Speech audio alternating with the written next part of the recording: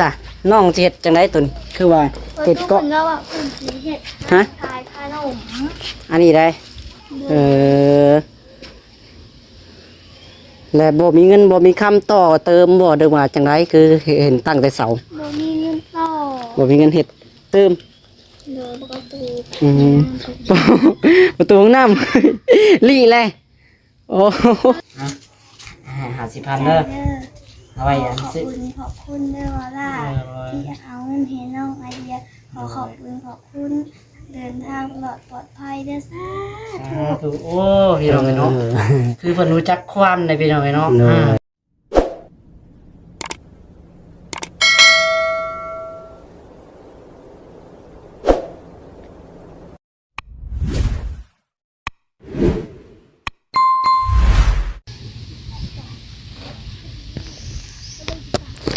เอาพี่น้องเนาะโดยทักทายสบายดีและสวัสดีเนาะพ่อแม่พี่น้องเบิดสุกูสู่คนพี่น้องเลยเนาะบอกว่าสิเป็นพี่น้องฝั่งไทยพี่น้องฝั่งลาว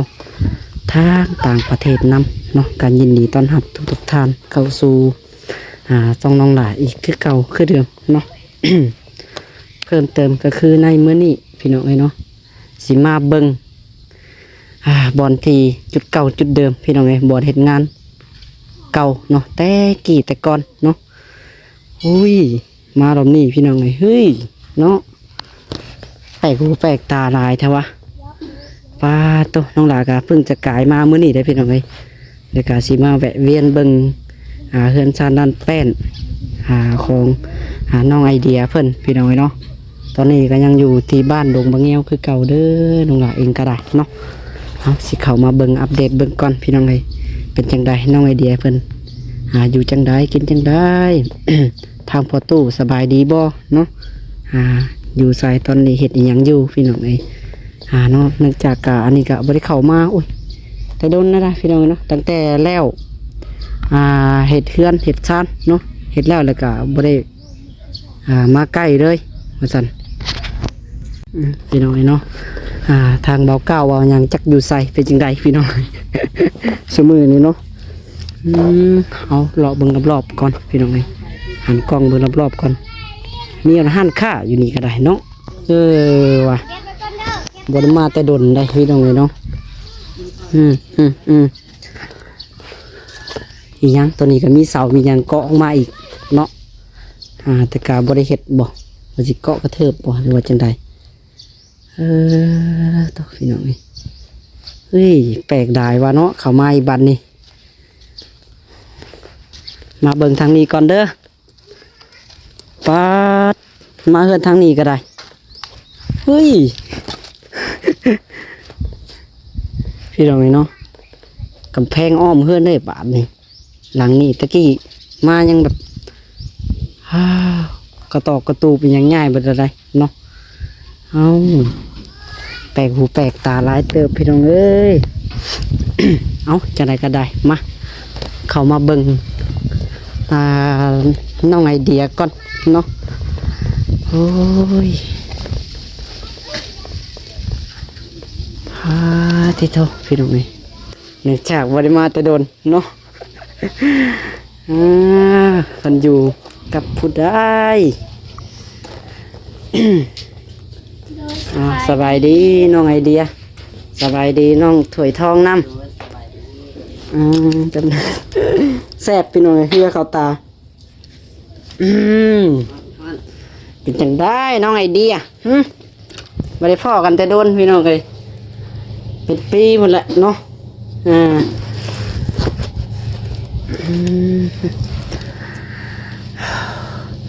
ทางประตูบนไปทางใดเมื่อบ้าน เมื่อบ้านโดยพี่น้องมาบัดนี้ใหญ่เป็นสาวแล้วน้องไอเดียก็ได้ทางประตูเมื่อบ้าน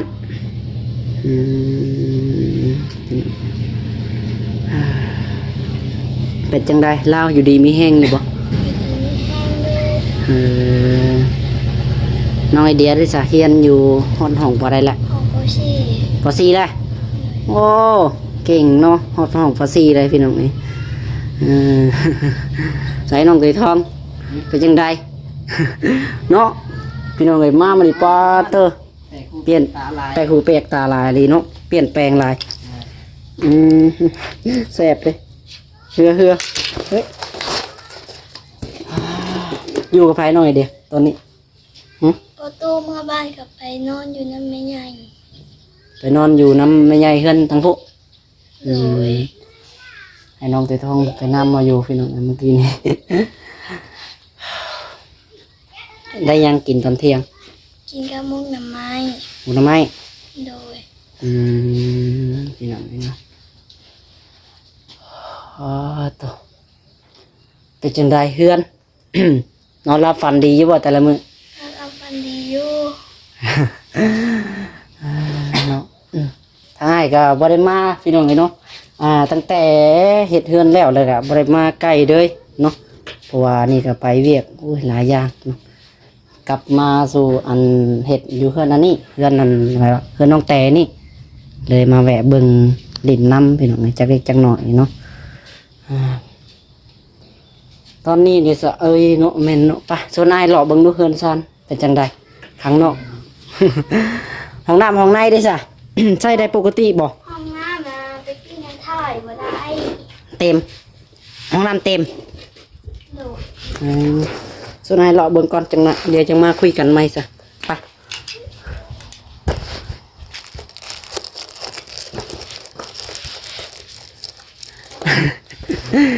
อ๋อพี่น้อยใช้ชีวิตอยู่ลำพังบ่น้องอยู่ผู้เดียวไปอยู่น้ำในตู้ทางพุ่นพี่น้องกระตู้เพิ่นก็ใหญ่มาพี่แล้วเนาะตะกี้อยู่พุ่นพี่น้องตัวเฮือนไผดังนี่เฮือนไผก็ เป็นลุง ลุงหยังก็ ลุง ลุงยุง ลุงน้องลุงนุ่งอ๋อ เป็นลุงนุ่งเพิ่นเนาะปลาโตดาวก็สิอ้อมกับแพงคักแท้น่ะไปส่วนนายเลาะเบิ่งได้ดูมาทางพี่บ่จ้ะไปสาเลาะก็เลาะจ้ะไปอันที่กันไปพี่น้องเอ้ยยังคือเก่าเนาะเงินซานันแปดพี่น้องอุ้ยยังแคบคือเก่าตัวนี้เลยสะน้องสิเฮ็ดจังไดตัวนี้คือว่า ประ เฮ็ด ตู ก็ เป็นแล้วอ่ะเป็นสีเห็ด ฮะ ขายขนม อันนี้ได้และบ่มีเงินบ่มีคำต่อเติมบ่เด้อว่าจังไดคือเห็นตั้งแต่เสา บ่มีเงินต่อ บ่มีเงินเฮ็ดเติม โดยประตู ประตูห้องน้ำ ลี่เลยโอ้ ลิเชื่อ รุดเลยเอ้ยพี่น้องเอ้ยเนาะประตูห้องน้ำก็จะรุดแล้วนี่เนาะ ตัวนี้เนี่ยอันเฮ็ดเองบ่ตัวนี้หรือว่าเข้าทาง YouTube เพิ่นที่ว่าให้ตั้งเสานี่ นักลูกนักเคยของประตูเป็นเห็ด อ๋อเพิ่นลูกนะเคยเพิ่นมาเฮ็ดให้ว่าสิเกาะอาหารขายเครื่องแต่ก็บ่มีงบต่อเติมอีกพี่น้องเนาะหาให้ได้แต่เสาบัดนี้เนาะ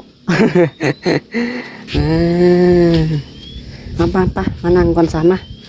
พี่น้องเนาะทางประตูเพิ่นบ่อยู่เด้อเนาะว่าสิมาเห็นหน้าประตูพี่น้องโอ้ยบ่อยู่ซ้ำเห็นแต่น้องไอเดียเพิ่นบานนี่ตอนนี้ดิจ้ะเซ็งได้บ่น้องไอเดีย มันประหัดหนาเลย ติยังทันได้เซ็งเทื่อยังอันนี้อยู่ประหัดสูตรเสียงวันประหัดอายก็ฮ้อนกระดอนี่ ยังจำไม่ได้อยู่ติบ่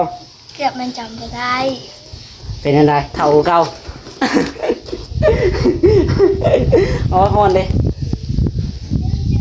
ยังจำอยู่บ่อันพวกนั้นเลยอ่ะให้โดยท้องจะบ่น่ะยังจื้อได้อยู่ติ ไอ้ถั่วตะกี้ผมแล้วปุกหนา หรือดีเลยจ้ะพวกหลังมันนี่เนาะตะกี้พวกหนาวันนี้พวกงอนเนาะผมก็ได้ถ้างอนก็ไปตัดน้องแน่เบิ่งดูฮะนั่น เบิ่งข้างแน่ดู พี่น้องเนาะ แล้วไปโรงเรียนแต่ละมื้อเลยจ้ะเอาเงินไปใส่ซื้ออยู่ซื้อกิน ประตูเป็นเอาให้ เออไปแต่ละมื้อเพิ่นให้เท่าไหร่ 5,000พอได้ซื้อขนมซื้อน้ำมาแล้วเนาะตอนแรกนี่ก็ได้ลงบ่โรงเรียน ฮอนแดด บ่ได้ไปนอนแดดผักพรเขาผักกับเขาผักเอาเนาะ มันแดดเด้อจ้ะพี่น้องย่างไปแล้วเนาะ บ้านใหญ่ยืนห้องบ้านน้อย ย่างออกไปพี่เด้อเนาะทางน้องเพิ่นก็บ่มีรถมีหยังพี่น้องคันแบบมีรถถีบไปฟอกไฟฟ้ายังว่าขี่ไปเนาะสะดวกสบายแน่อันนี้ก็ต้องได้อาศัยย่างได้ย่างแล้วแต่ละมื้อบ่หรือว่ามีผู้รับส่งบ่ ย่าง ย่างอืม ย่างคู่มือคู่มือ อื้อหือจังใดทางเบาเก้าเพิ่นได้จ้ะเพิ่นบ่ได้แวะมาเล่นนำอันถ่ายคลิปอยู่บ่ บ่ เพิ่นบ่ถ่ายคลิปเลย อยู่ไสจันเฮือนเพิ่นทั้งพุ่นบ่เฮือนเบาเก้าเพิ่น บ่เป็น อยู่ทั้งพุ่นอืมพี่น้องเนาะจากเพิ่นอยู่บ่อยู่นี่ก็เดี๋ยววันสิแวะไปเบิ่งไปดินน้ำเนาะมาสวยทองจับกล้องง่ายๆนี่มานั่งเฮงข้างน้องไอเดียกันจักบาทหนึงบ่ได้พ้อกันจักปีนะหลายปีแล้วเนาะสวยทองเนาะหลายปีเติบได้เป็นปี2 ปีหมดแล้วเนาะเลย มาพี่น้องเอาเงินให้น้องมันก่อนเพราะน้องเพิ่นได้ซื้อขนมเนาะซื้อในอยู่ในกินซื้อหยังก็แล้วแต่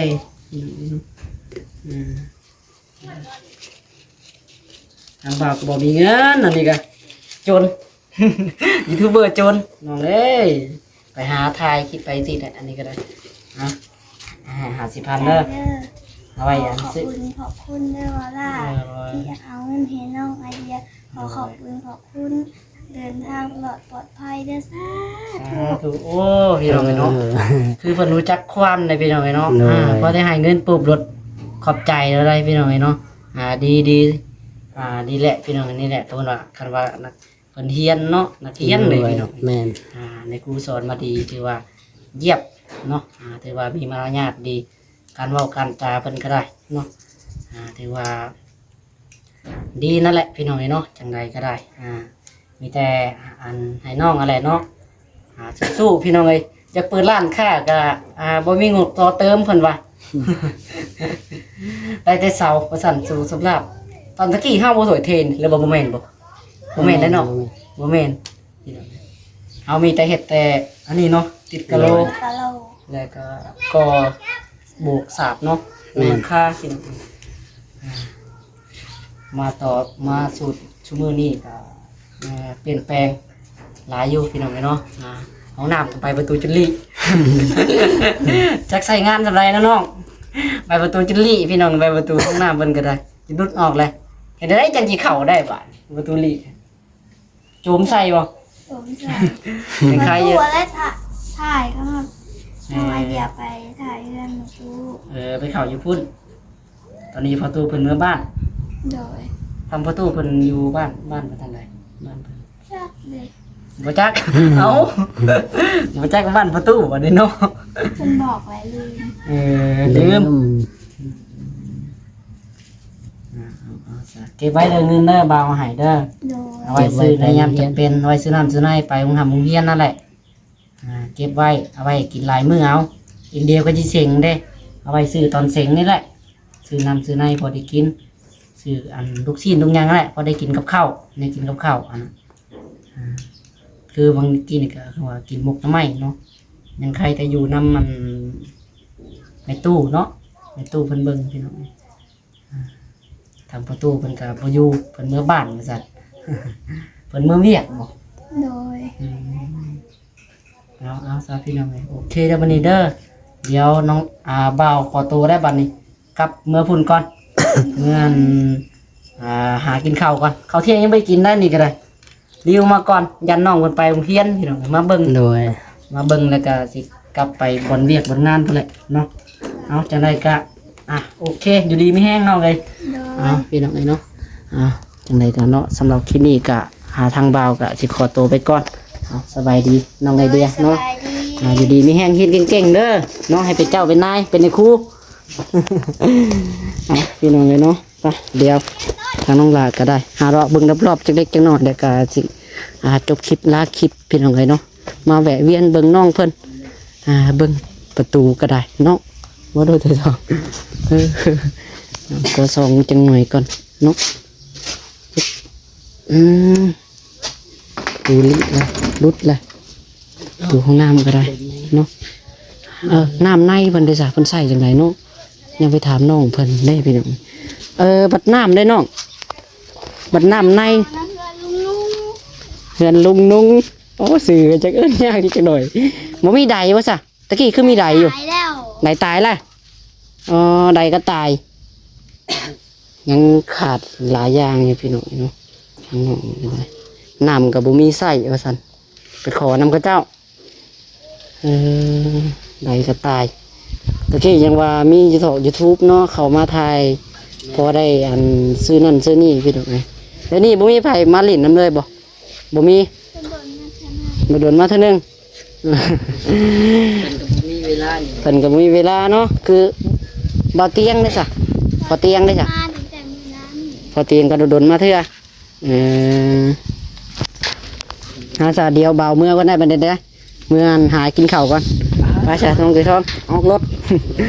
ไปโอเคพี่น้องสำหรับคลิปนี้ก็สิขอตัวลาไปก่อนเนาะจังใดก็อยู่ดีมีแห้งบัดสุขสู่คนพี่น้องเลยสำหรับคลิปนี้ก็จะขอกล่าวคำว่าเนาะโดยสบายดีบ๊ายบาย